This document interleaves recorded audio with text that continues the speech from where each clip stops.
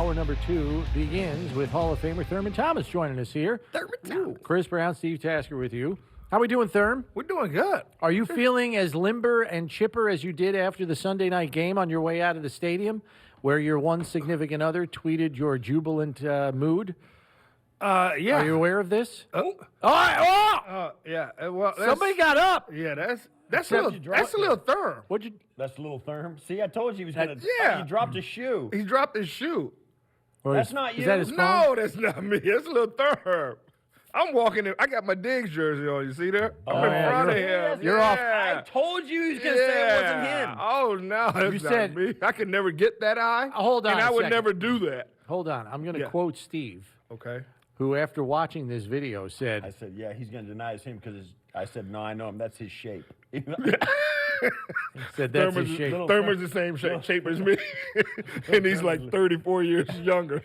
Yeah, he's just wide and built like that. Well, yeah. I was kind of wide and built that night, too. I had layers on. But everybody thought it was you. No, it wasn't. That was me. not you. I would. Could you do Because that? I saw Huh? you. Can you do that? I can do that. I Yeah, mean, you it'll can be still about do it. that high, but Oh, yeah, not as much of a vertical. Yeah, not as much as a vertical. No, but I can do that. Okay. I might do it one I day. can't do that. Okay, write me down for doing that one day. My wife will take the video too. Yeah. After a playoff game, we'll put it on the Oh calendar. yeah, All right. yeah. I'm going to do a cartwheel after a playoff game. Well, if they Win. do what they did against New England last year, you wouldn't be the only one doing that. No doubt. Oh, man. That would be pretty good. What do you think? Yeah, what'd you think of Sunday night? Well, I left mid fourth quarter instead Okay. of third quarter. Look at you. You were convinced there were going to be no more points scored? Yeah, I was convinced. My son Thurm was more convinced that we need to stay, to the end of Extra the series or extra something. series or whatever. But I was My ready guys, to go. my guys left 43 seconds left. Wow. Yeah. I mean, it was When they a stopped- typical like coming after a bye week, kind of rusty. I mean, Josh throwing 2 interceptions. Yeah, I mean that's kind of what you kind of get after the bye week. But they're going against Aaron Rodgers, so they had to play well. Obviously, he's been complaining about his wide receivers not running the same route, running the wrong routes, or doing different things. But, overall, you know what? I think they played well. Defense played well. Everybody should be happy about it. Get that Green Bay game out of the way at home at night on Sunday night. Yeah. So, Yeah. yeah.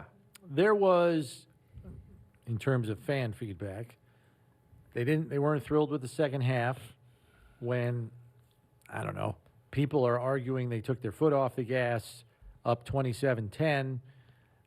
Some people were annoyed by this is where we are now, Thurman. I know. Like they beat the They win Packers the by game, 10 right, points, exactly. and we still have people You need complaining. some style points. They when the first 2 home games are 41-7 Yeah. and 38-3, Yeah. You get a little the spoiled. bar gets moved. Yeah, exactly. I get it. Even though the opponent is, even with all their struggles, is probably still better than those 2 teams. They were bothered that the Packers got 230-something yards. Yeah. Now, we didn't play this in the first segment as planned, but I am going to play it for you if I know our control room guys can come up with this fast enough for me. Because we had a comment from Leslie Frazier who explained why the Packers were so successful running the football. Because when the game got to the fourth quarter, Leslie Frazier and the rest of his defense was fully expecting the Packers to start throwing the ball. Yeah. And they You're never right, did. And they never did. So here is Yeah. Coach Frazier's explanation for the defensive strategy. And hopefully you can hear some of this. I know you don't have an earpiece, but we're going to play it for our listeners as to why Coach Frazier stayed in the nickel defense and played pass even though the Packers were running the football. It's a good observation because there were moments in my mind, especially early in the fourth quarter with the lead that we had. I was thinking this is going to be more pass, but they were still running it. So, you got to make a decision on defense. What are you going to try to defend? And they had some success, credit to them. But at the end of the day, it's about getting a win. Statistically, we didn't get what we wanted from the run defense standpoint, but still only allowing 17 points, Jay. I mean, usually if you allow 17 points in a game, your chances of winning are pretty high in our league. So, you don't like to give up those yards, but at the end of the day, it's about points.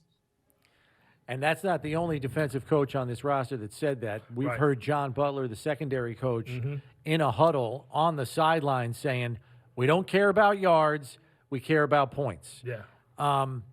That was on display Sunday night with the defense. Yeah. Yeah. it was. 238 rushing yards, I know. but only 17 points. Yeah. Hey, you know what? You win with what's out on the football field. You do the best you possibly can to live another day. Now, me being as a running back, you know, I would have been happy being on Green Bay side, getting 238 yards rushing. But you know, on the flip side of that, still losing the football. So, a football game. Were you surprised? Because Steve and I were talking about this yesterday, and a lot of fans were surprised by it too. The approach of Green Bay, down 17 points. It's a 3-score game. Yeah. Yeah. And they kept running the ball. You can't score fast enough unless you bust a 60-yarder. Yeah. I mean, when they were running the ball like that, I mean, the first thing that came to my mind was like, almost like kind of like Super Bowl 25, where they just wanted to run the ball, manage third down, take some time off the clock, not give our offense that many opportunities Yeah, to to throw. score, to Yeah. throw. Because, I mean, this is a quick, striking, fast offense that we have. Kind of out of sync a little bit, but, you know, to limit their chances, you know, if you can limit those chances from having 10 series to maybe 7 or 8. Well, that's a great strategy to have when you're tied on the When scoreboard. you're When tied you're on down the 3 scoreboard, scores, how do you and- win playing that way? I don't know. But you know, I was kind of glad that they were kind of running the ball. I guess so. I Yeah, really, it was. they just It was ran out of kind of. Yeah. I time. mean, I was sitting there kind of like they're down and they're running the football. And they game's got too Aaron short. Rodgers. right, Like, and the they game got was Aaron too Rodgers. short. it's Yeah, not like so- you got Jacoby Brissett. Like, and that's where they're having problems. So I really don't know. Yeah. And like Coach Frazier said, you know what? Hey, they got the W. They got the W, and I'm sure teams are going to look at that. I mean, they probably still looking at the result that New England had when they came back here last year and ran the ball right down our throat or whatever. So I think this football team has a different mentality than that.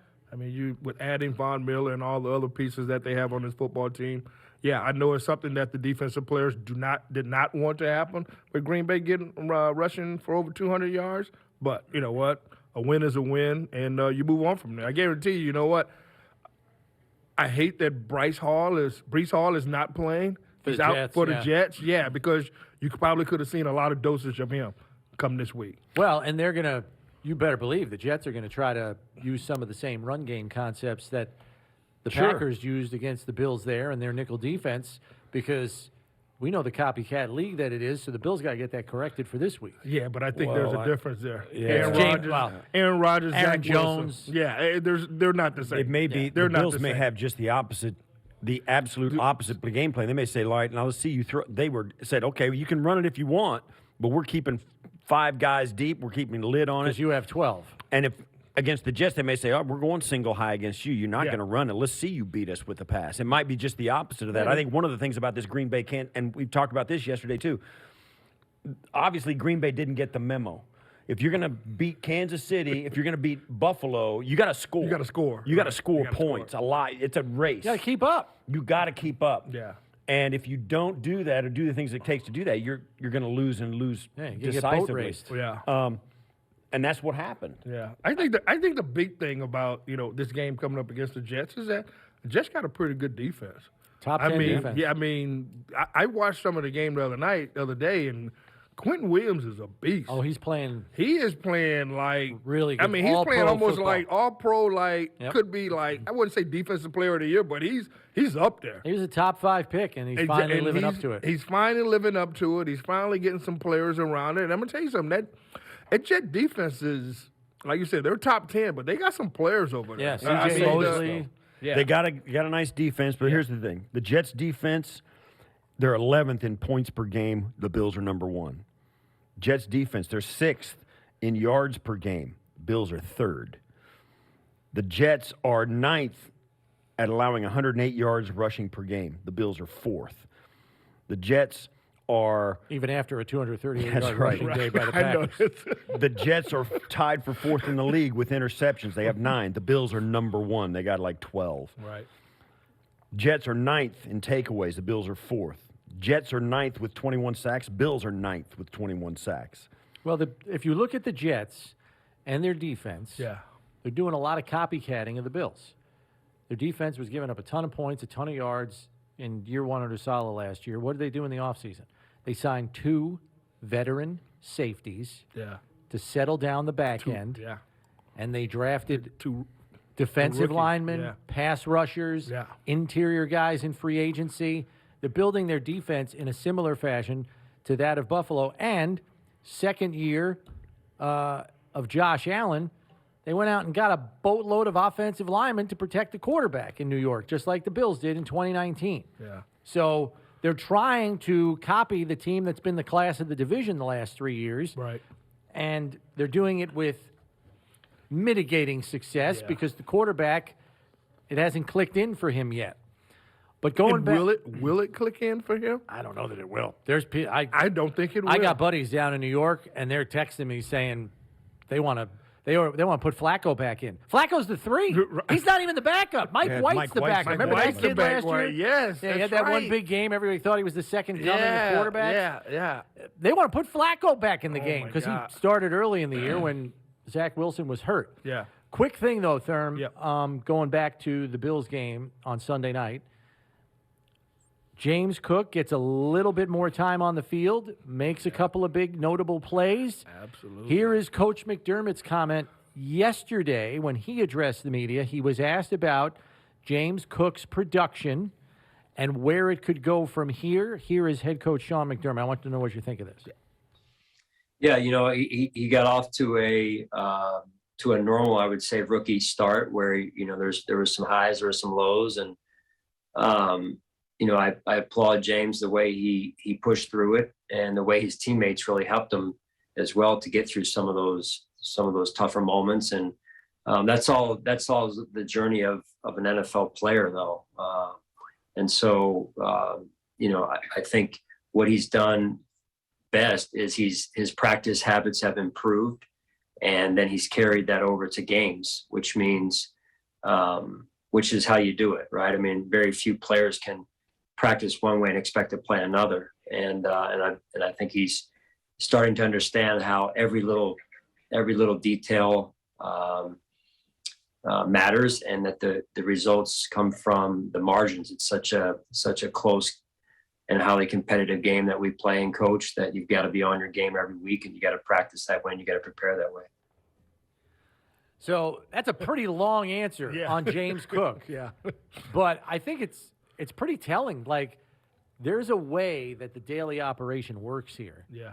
And you better have 100% buy-in to the daily practice regimen, which is compete Yes. at a high level at practice so the game is easy. Yeah. And it looks like that's finally clicked in for James Cook. What do you think could lay on the horizon for him now that he's bought in and the coaches recognize that he's bought in? And that's probably why you won't see any running backs get traded here, I think. I know we still got a couple of hours or whatever, but I don't I think love what so. Sean McDermott said. His practice habits have gotten better. I mean, you go through training camp. I talked to Brandon Bean like, oh, my God, I can't wait to see this kid play. And all of a sudden, his first carry, he's back. Yeah. And not being put in the game. But his practice habits have gotten better. And like Sean McDermott said, you got to go out there and compete. I mean, he's a rookie. He's third in line behind Singletary and behind Zach Moss. So you're not getting a lot of reps. So if you get 3 He reps. wasn't on Sunday night, Yeah, right. though. If you get 3 reps, it better be 3 great reps. Okay? Yeah. You have to make an observation for people to be like, oh, you see what he just did? Every time you go out to practice. And he's a young player, and I'm sure he'll gain that confidence as the season goes on. And I'm glad that Sean McDermott did say that about him, because I do see him being a big part of this offense going forward. I really do. I mean, it may take some time or what, but we're 6-1 without him doing really too much of anything. And now he's in a position now to where, you know what? Let's maybe get him the ball a little bit more. Let's do something with him. And I think that we're at that time of the year where, you know what, the Jets haven't seen him, and we'll be seeing more then. You know what? So I love it. I love the acquisition. I mean, I love the way that they've handled him. I thought it was a great draft pick, but I think now coming into the second part, almost the second part of the season, we need to see more of him. Because I'm Yeah. waiting to see it. Because Yeah. I think the kid can be special. I I'll really say do. this, though, And nobody- James and Singletary, he's in his last year of contract. I think we talked about that a couple of years ago. If you sign him or don't sign him, you have to have a replacement. And I think this guy is that guy. Yeah, well, here's the thing, too, that nobody wants to see, particularly a young player, nobody wants to see a young player coast through practice. No, not at all. That's the point of your career where you're most excited about being a part of it. And if you can't turn it up for that, they question everything about your game. Yeah. Your heart, your commitment, how important it is to you, everything comes into question. So for a couple of months now, he's been working to prove that it does mean a lot to him, and he is going to contribute. He's going to be there when they call on him, and he's going to put in the work that everybody else is putting in. Yeah. This is not college football where if you're gifted, you play. Yeah. You got to prove that you're working hard enough to play ahead of somebody else because everybody's gifted. When you look at him, and I know the observation, Sean McDermott, everybody sees him at practice every single day. I mean, what is hard enough? I mean, he's a very smooth young man. I mean, he runs like he's not glides. running. He He glides. glides, yeah. So it's kind of hard to determine, what's harder? I mean, what does he have to do? Is he making mistakes at practice? it might be. I mean, because He's a low-key dude. He's a low-key. So it may he be doesn't that his say too low-key much. I don't know. attitude, I don't think anybody knows if he has teeth because he never smiles. his low-key vibe may translate as like slow key Or instead of low-key, disinterest. you know? Right. Yeah, or disinterest. I mean, because he's playing with I Josh. can see that and he has- happening. and he I don't has know Steph though. Diggs there. I think mean, they're on it. But you think about it, it's like, well, he don't say much. He don't say doesn't look much. like he's that excited. I think the root of it is this. As Coach McDermott said, his practice habits have improved. He's embraced what is expected of players here when they step on the practice field. People that come here from other teams, they notice it immediately. Right. There is a competitive edge on the practice field because that's what the coach demands. It says it right on the door when they walk out. Compete. They want them to compete on the practice field so games are easy. And if they don't see that from the player, I don't think they trust them to give it to him in a game. If I can't trust you to compete on our practice field during the week, why should I trust you on the game field when it matters even more? Yeah. And I think until he's convinced of that, and you could say this at any level of sports, the number one thing that gets you playing time is convincing your coach he can trust you out there. Oh, absolutely. That is the number one quality you should have as an athlete if you want to actually play on game day. Yeah. And I think Cook has realized that, and hopefully it And means like I more. said, he's a rookie. Come on, we're putting a lot of pressure on the kid. I mean, Yeah. and I know, because he's looking at Steph Diggs, he's looking at Josh, but he's looking at the running backs group that he's in right now, and do they are they doing the same thing? I know, how are they practicing? Yeah. I think Right. a lot of that goes into it because this is my little group right here, running backs, and I'm pretty much doing the same thing that they're doing, but what do I need to change? What do I need to make difference? Right. Yeah. I'm a difference maker because I think he can run the ball very, very well. But I think what separates him, that I think and I hope that they are working on, is getting him the ball in passing situations. I think that's like the I 41-yarder think the other that's night. Yeah, I think that's vital for this offense. He's If a big he can- play element. If he can take it to the house anywhere. He runs a 4.42. He can take it to the house. I mean, we talked about it in the Miami game, I think. We thought it was Yeah, him instead of Zach yeah. Moss, And right? if it was him, it would have been. It would have been a 6. So, yeah, you know what? I'm excited. We got a lot of games left to play this season, but I do think if he continues on that next level, that we will be talking about him very highly at the end of the season. We've got another trade that has happened. Oh. Steelers again, after sending Chase Claypool to Chicago, they have now acquired cornerback William Jackson from the Commanders. They were looking to throw him overboard after signing. Trade alert! They're looking to improve their secondary, and William Jackson may not help them right away. From what we hear, he's dealing with a back injury, but Washington's looking to unload the contract. They signed him to a free agent deal just last year, $46.5 million, and for whatever reason, he's not working out there. So the Steelers are like, yeah, we'll take it because they're getting crushed on the back end defensively, especially with no pass rush with T.J. Watt still out of the line. So the thing about the Chase Claypool trade, 10 touchdowns last year, Yep. not really doing too much this No, year. and- but, I mean, come on. Mitch Trubisky, Kenny Pickett. So you're I saying mean, you're not getting an accurate exactly you're not maximizing getting- of Claypool with those guys. exactly. Yeah. Here's the thing. Here's what I think. Okay, what do They you think? they see in Claypool what we see have been, or what James Cook's been Sees in criticized James for Okay. here. A little bit of Oh, boy. an I can get through this. I'm better than these guys, so I'm just going to be. We got another trade alert. Oh, Miami boy. is all in, guys. They just got Bradley Chubb, the pass rusher from Denver, in a trade that includes a 2023 first-round pick that Miami acquired from San Francisco. So the Dolphins, who have had to blitz an awful lot just to generate a pass rush, may now have one. Now that they got Bradley Chubb, who was said to be the biggest pass rushing talent in the trade market that was available. So the Dolphins give up a 1 next year for Bradley Chubb, who was the 5th overall pick in the draft, and the main reason why Josh Allen was available in the 2018 draft for the Bills, and right because now- Denver No, took Denver Chubb took 5. Chubb. Right now, Yeah. they're saying at least a number 1 pick. So they may. It's a package Yeah, that they includes the first rounder, yeah. Right. There may be more included in that pick going either way. That's. So the Dolphins are serious about where they want to go, and They're trying to catch us. That's what well, they're they trying are, to do. and they know their Yeah. pass rush Yeah. isn't up to snuff. Right.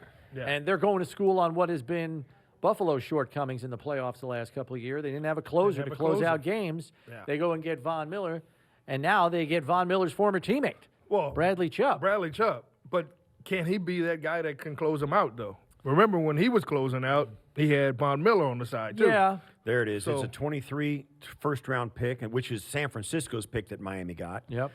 A 2024 fourth-round pick, And they got and running back Chase Edmonds from Miami. Denver loses Bradley Chubb and a 2025 fifth-round pick. A fifth-round pick in 3 years? I do not care. Apparently, neither does George Patton, the GM of the Yeah, I mean, Broncos. Yeah. this coach and this GM may not be around to harvest that, but there you go. That's There you a go. that's a big acquisition. That it is, is. that's right up there with a Roquan Smith acquisition that the Ravens got. Bradley Chubb checks some boxes. So the AFC race has teams feeling they've got to improve to keep pace with the Bills and the Chiefs. I mean, that's Do you what these think- do we- like Roquan Smith Yeah. goes to the Ravens, big time linebacker for their front seven. Dolphins get Bradley Chubb. You know, Do we need anybody? I don't. We were. I was thinking maybe saying something earlier, with safety. get some safety Safety, depth yeah. if you don't know how long Poyer's going to be out, because all you have behind Jaquan Johnson and DeMar Hamlin is Cam Lewis. But if they can who get- just got moved to safety from corner. It's a new position to him. There's not a lot of depth there. So I was suggesting to Steve, have the Bills go get Dean Marlowe, who used to be here, Oh, yeah. that backup safety kid. Oh, He's yeah. younger than both those He's guys. younger than Poyer and Hyde. He's 30 years old, and he's playing for Atlanta right now. Maybe flip a late-round pick and get him Right. back in here. What's been the diagnosis with Poyer? We don't know yet. We don't know yet. Coach was Okay. asked yesterday. Okay. Said we're still evaluating. You know, is it day to day? Is it week to week? I mean, if he's going to miss this week, next week, you got division games coming up here. You got to. I would tell you, but I'm not. Okay, I got you. Fair enough. Poyer's my boy. But we've got one. You got 5 division games left.